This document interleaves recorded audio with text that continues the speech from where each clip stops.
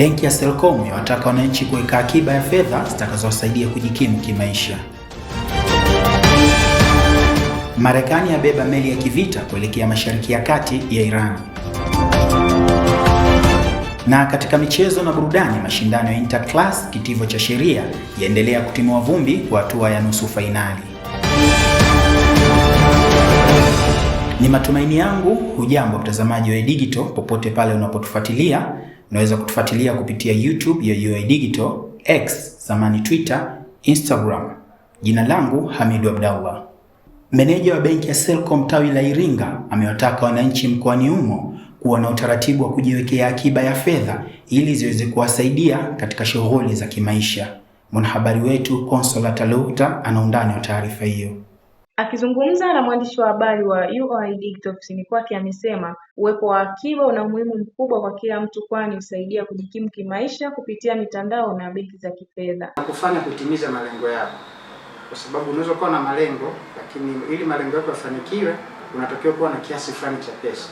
Kwa hiyo ukiweka plani yako ya kutunza akiba ndani ya muda fulani, kwamba labda kila mwezi mimi nitakuwa naweka kiasi fulani, ikifika ule muda unakuta tayari umeshatimiza kile kiasi ambacho ulikuwa unakitaka, inakunufaisha wewe kutimiza malengo yako. Kwa upande wao, wafanyabiashara na wakazi wa Iringa wameshauri jamii kulipa umuhimu swala la kuweka akiba kidogo kidogo ili kujikwamua inapotokea dharura. Ikiwa uko umeweka akiba yako, ile akiba ndio utaichukua kwa ajili ya kutumia kuliko kwenda kwenye mikopo, si kwenda kwa marafiki au majirani kwenda kuazima. Vile vile kwamba ukihifadhi na maana haipotei, hifadhi na vile vile ni njia nzuri kwamba unaweza kuweka kwa muda mrefu usiitumie kwenye matatizo madogo mpaka pale tu labda unapopata tatizo kubwa ndio unaweza ukaitumia. Naye mwanafunzi wa fani ya uchumi Chuo Kikuu cha Iringa amewataka wanafunzi kutumia njia za kidigitali katika kuweka akiba ili wasaidie katika harakati zao za masomo wanapokuwa chuoni. Wajifunze kuweka akiba, hata kama mtu inakuwa ni ngumu, lakini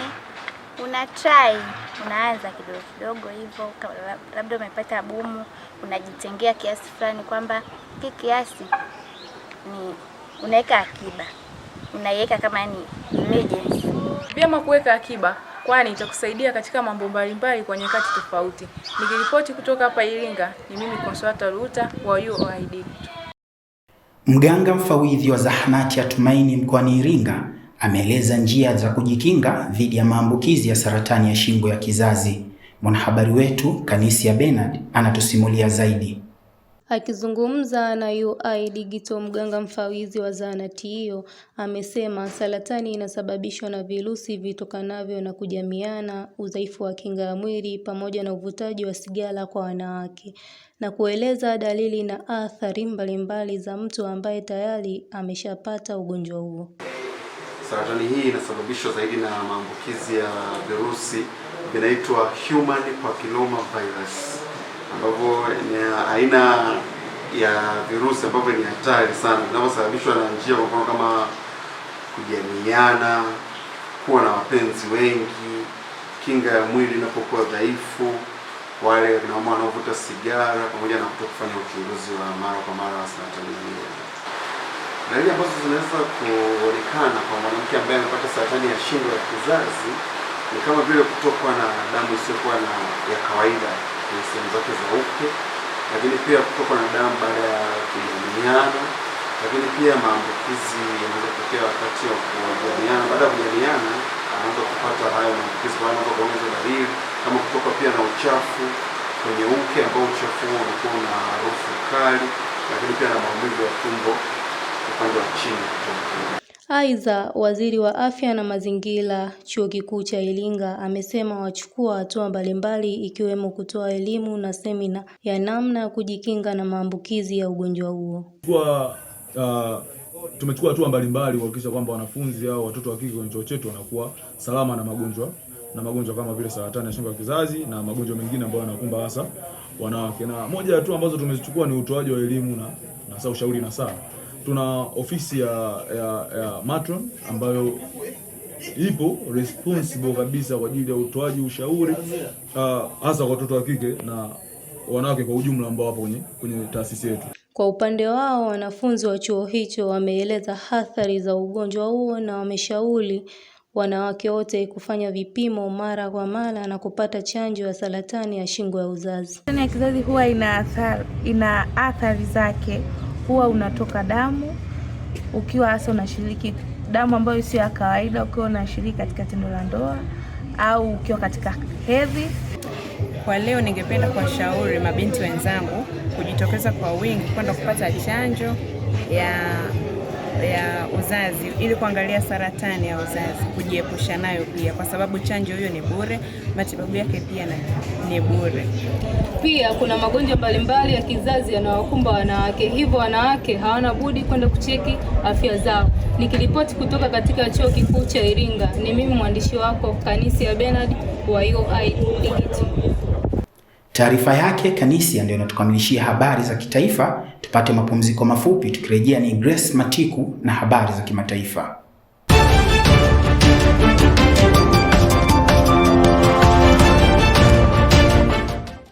Rais wa Marekani Donald Trump amesema wazi kwamba amepeleka meli za kivita mashariki mwa Iran kwa ajili ya kujiweka tayari kuishambulia nchi hiyo ikiwa itahitajika. Na jeshi la kimapinduzi la Iran laionya Marekani juu ya hilo, likisema liko tayari kwa vita kuliko wakati mwingine wowote ikiwa nchi hiyo itashambuliwa na Marekani, ambapo hii inaleta mvutano kati ya nchi ya Iran pamoja na Marekani. Na Rais Donald Trump amesema alishambulia vituo vya nyuklia vya Iran mwaka jana ili kuizuia Tehran kutengeneza silaha za nyuklia, na hawezi kuruhusu jamhuri hiyo ya Kiislamu ifikie hatua hiyo, na akidai kwamba Iran haitaki mazungumzo licha ya Marekani kuwa tayari kuzungumza.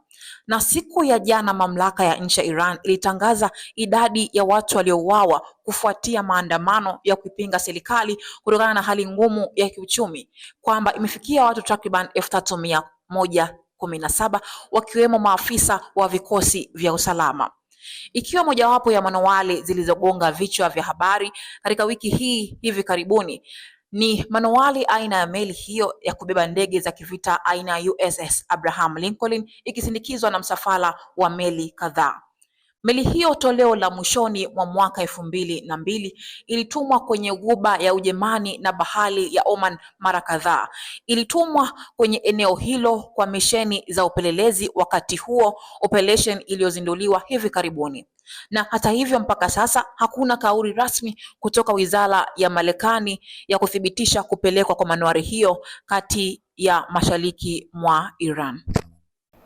Asante sana Grace kwa kutupitisha kimataifa, mtazamaji, na sasa tuangazie habari za michezo na burudani.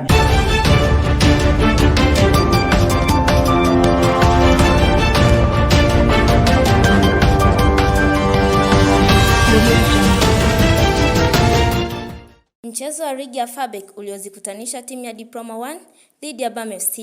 Katika mchezo huo, timu ya Diploma 1 Fabek umeibuka na ushindi mnono wa mabao 5-0 dhidi ya wapinzani wao Bam FC. Matokeo yaliyoamsha shangwe kubwa kwa mashabiki waliokuwa uwanjani. Wakizungumza mara baada ya mchezo huo, makocha wa pande zote mbili wameelezea sababu zilizopelekea ushindi na kushindwa kwa timu zao, huku kwa pamoja wakiwasihi mashabiki wa timu hizo kujitokeza kwa wingi kuziunga mkono timu zao katika michezo ijayo. Siri ya mafanikio ni maandalizi. Tumejiandaa vizuri, japo sio sana tumeonesha, lakini kwa kiwango tumecheza vizuri. In short, tulimshika sehemu nyingi kwenye viungo, pia tumemshika pembeni. Yeye alikuwa tu ana mabeki wazuri, lakini ndio hivyo wameshindwa kutunza. Tumepita, tumeshinda. Of course, shida huwa zikosekani kama utaenda against na ulipotarajia. Na tumeingia kupambana, na vijana niliwaagiza wakapambane, lakini bahati haikuwa upande wetu. Na waahidi mashabiki zetu wa Bame na hata ambao sio wa Bame wahudhurie kwenye game inayofuata. Kwa upande wa Diploma 1 ameelezea siri ya mafanikio ya timu yake. Hata hivyo, nahodha wa Bam FC amesema kushindwa kwao kulitokana na ukosefu wa maandalizi ya kutosha kabla ya mchezo huo, hali iliyosababisha timu kushindwa kudhibiti mchezo tangu dakika za mwanzo. Mechi leo ilikuwa vizuri, kusema kweli kwa upande wetu ilikuwa vizuri kwa sababu tulijiandaa, na uwanjani tumeenda kufanya vile ambavyo tulijiandaa, tulifanyia kazi, tumevifanya na tunaona tumepata matokeo, kitu ambacho tulikuwa tunahitaji sababu zikasema ni maandalizi, hatakuwa na maandalizi mazuri kuelekea mechi hii ya leo, lakini pia kutokuwa na maandalizi ya kutosha, yani kwa maana ya mazoezi. Hiyo pia imechagiza kupoteza mechi ya leo. Naam, huo ndio ulikuwa mwisho wa mechi yetu kati ya Bame FC na Diploma One Fabek, huku Diploma One Fabek wakiondoka na ushindi mnono wa mabao 5-0. Na nikiripoti kutoka kiwanja cha Kigonzire, ni mimi mwanaspoti wako Tausi Masudi, UoI Digital. Na mtazamaji wa UoI Digital, kabla ya kukamilisha taarifa ya habari, tuweze kujifunza lugha adhimu ya Kiswahili kwa kupata msamiati wa leo kutoka kwake Farijika Sanga.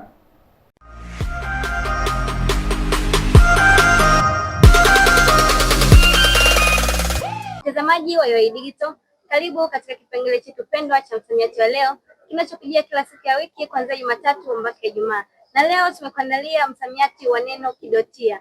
Je, unaelewa nini ukisikia neno kidotia? Twende tukatizame wanafunzi wa chuo kikuu cha Iringa wao wanaelewa nini wakisikia neno kidotia. Hii, mama alinunua kidotia cha mtoto. Wewe unaelewa nini?